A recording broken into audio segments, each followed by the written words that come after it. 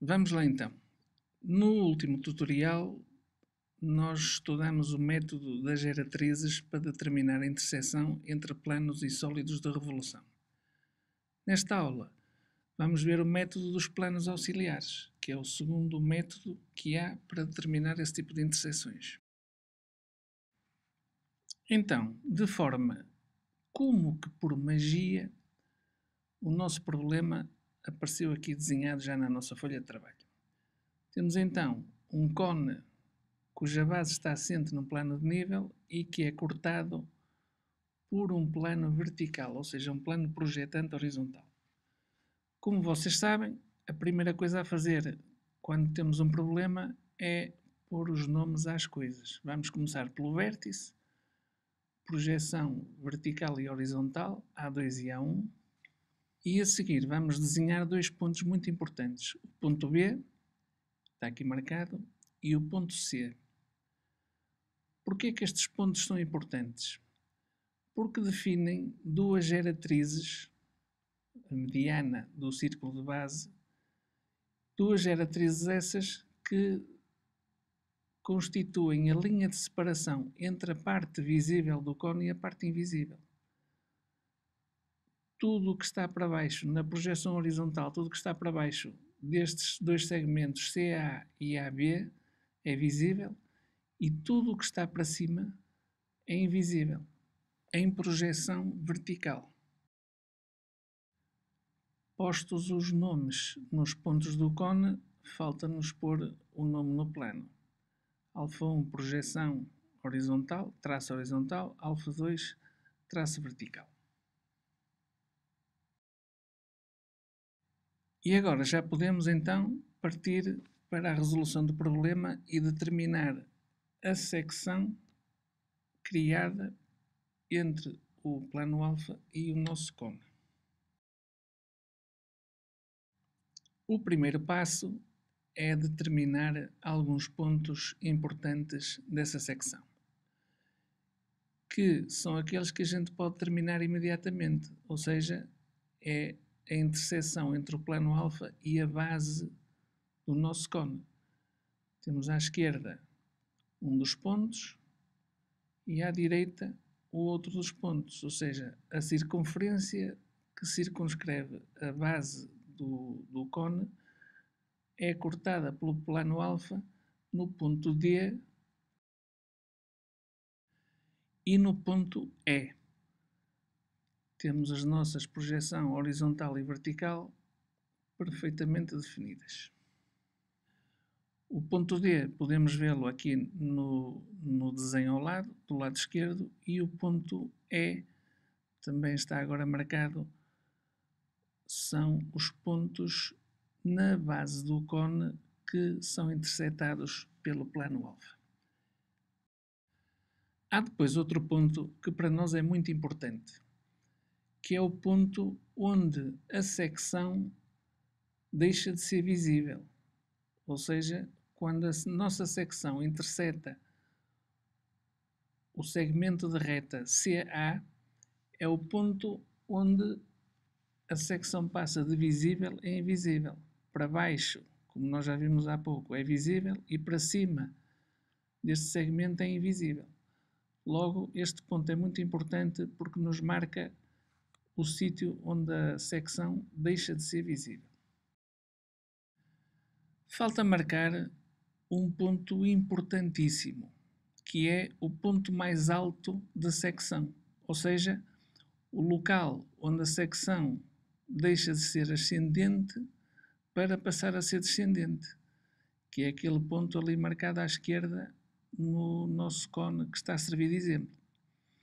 Como é que se determina este ponto em projeção horizontal e em projeção vertical? Temos que determinar o ponto intermédio entre os pontos D e E, que será o ponto mais alto da secção. O ponto D é um dos mais baixos, está na base. O ponto E é outro ponto também mais baixo, que está na base. O ponto mais alto estará a meio caminho entre ambos. Ou seja, está aqui marcado.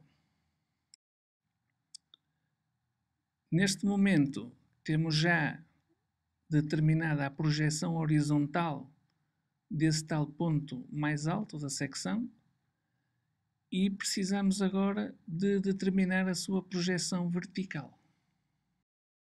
Como fazemos isso?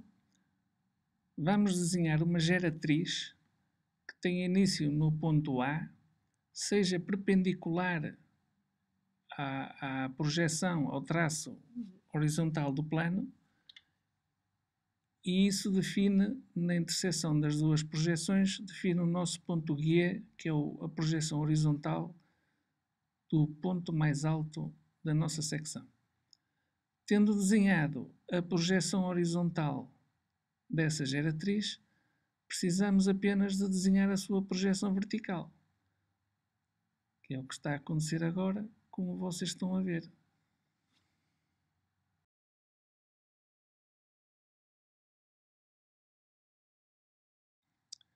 Vamos marcar o ponto H, que é o ponto da base da circunferência onde termina a geratriz, e depois vamos marcar a projeção vertical do ponto G, que para pertencer à geratriz tem que ter a sua projeção vertical sobre a projeção vertical da geratriz AH. Ficam assim marcados os pontos principais da nossa secção que nós podemos determinar de uma forma direta. Temos ali à esquerda o ponto D, da base do cone, temos o ponto E, outro ponto da secção que pertence à base do cone, temos no topo o ponto G, que é o ponto mais alto da nossa secção, e temos também o ponto F, mais ou menos ali, que é o ponto onde a secção deixa de ser visível, passa a ser invisível. Vamos agora então aplicar o método dos planos auxiliares para determinar outros pontos que são necessários para desenhar a curva de forma rigorosa. Como é então? Vamos definir um plano de nível, o plano π, que é o nosso plano auxiliar. Sendo o plano π um plano projetante, nós temos muita facilidade em determinar a interseção entre o plano π e o cone. Como é que isso é feito? Onde a projeção vertical do plano π interseta a projeção vertical do cone, temos aí dois pontos de interseção entre o plano e o cone. À esquerda está aqui marcada, à direita também está marcada, e nós sabemos, porque somos inteligentes, que a interseção entre um plano de nível e um cone de revolução regular resulta numa circunferência perfeita. Vamos então desenhar essa circunferência, que será a projeção horizontal da secção entre o plano π e o cone. Cá está ela. E agora vejam se entendem. O círculo azul é a secção resultante da interseção do plano π com o cone, ou seja, todos aqueles pontos pertencem tanto ao plano π como ao cone. No sítio onde essa projeção horizontal se cruza com o plano alfa, como o plano alfa é um plano projetante horizontal, esses pontos pertencem também ao plano alfa, ou seja, pertencem simultaneamente ao plano π, ao plano alfa e ao cone. Logo, são dois novos pontos da nossa secção que nós estamos a procurar determinar. Por isso, vamos já pôr-lhe os nomes. Este ponto da direita vamos-lhe chamar K, K1 em baixo, K2 em cima. Na interseção da esquerda vamos-lhe chamar L, L2 em baixo, L1 em cima. Temos então o ponto K e o ponto L, que são mais dois pontos para nos ajudarem a determinar a secção entre o plano alfa e o nosso cone. Precisamos de mais dois. E vamos então fazer a mesma coisa.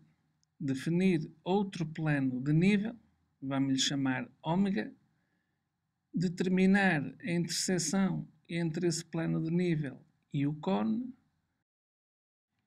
e onde a circunferência resultante intersetar a projeção horizontal do plano alfa, teremos então mais 2 pontos da nossa secção.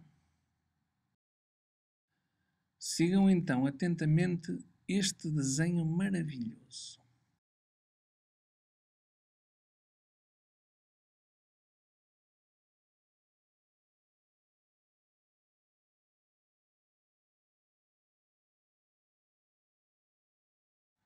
E assim definimos mais o ponto M e o ponto N.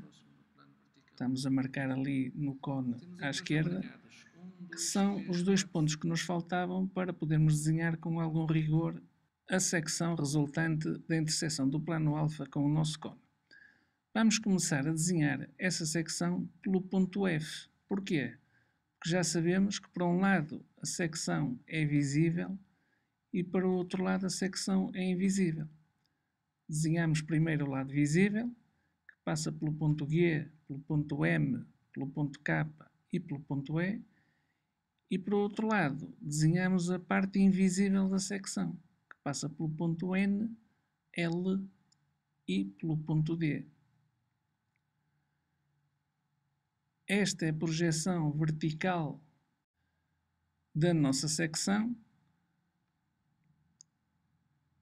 e em baixo temos a projeção horizontal da nossa secção que, como faz parte do plano alfa, tem de coincidir com a projeção horizontal do plano alfa, visto este ser um plano projetante horizontal.